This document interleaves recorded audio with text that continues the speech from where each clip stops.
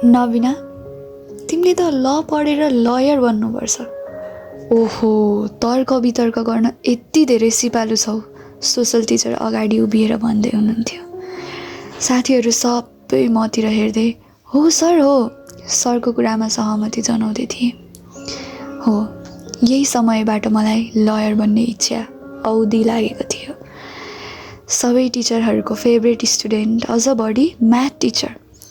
यो त युनिभर्सिटी लेभलको प्रेजेन्टेसन दियो त नबिना।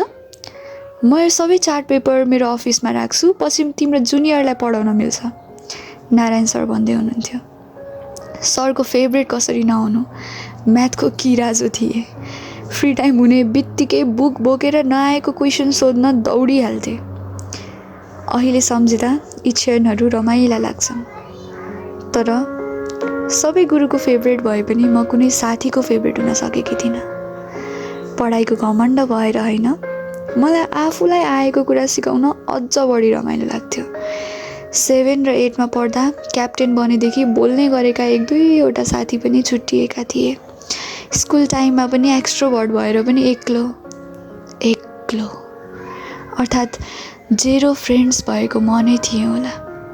कहिलेकाहीँ साथीहरू मिलेर जोडले हाँसेको देख्दा ओहो, के कुरा गरेर हाँसेका होलान्, कति रमाइलो हुन्थ्यो होला साथीसँग मिलेर लुकी लास्ट बेन्चमा तितौरा खान। जनावरको नाम राख्दै एकअर्कालाई जिस्काएर जोडले हाँस्न। अनि खाजा खाने समयमा बाँडेर नयाँ खाजा मिसिएर खान। साँच्चै यी सबै कुराबाट निकै टाढा थिएँ म एक्लो थिएँ। कारण एक मात्र, म क्याप्टेन, ल्याङ्ग्वेज क्याप्टेन। खैर, समयले धेरै कुराहरू सिकाउँछन्, समयअनुसार धेरै कुराहरू परिवर्तन हुन्छन्। त्यसै गरी मलाई गरिने व्यवहार 10 क्लासमा पुग्दा पुरै परिवर्तन भएको थियो। सायद सँगै पढ्ने अन्तिम वर्ष भएर होला। मेरो पनि 5 जना साथीको ग्याङ जस्तै बनेको थियो। कसैको नाम दुम्सी, कसैको स्केलेटन, चिम्पान्जी, पाण्डा, यस्तै नाम राखेका थियौँ। एक दिन हात्ती भनेर जिस्काउने क्रममा ठ्याक्कै सोसल टिचरले सुन्नुभएछ।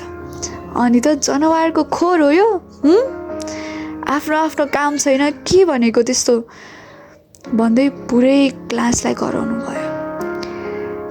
त्यस दिनदेखि त्यो सरको अगाडि अलि सचेत भएर बोल्न थालेका थियौँ, तर भन्न छोड्ने त कहाँ हो र। अन्ततः म शान्त एक्लोबाट अलि चुलबुले हुन पुगेको थिएँ।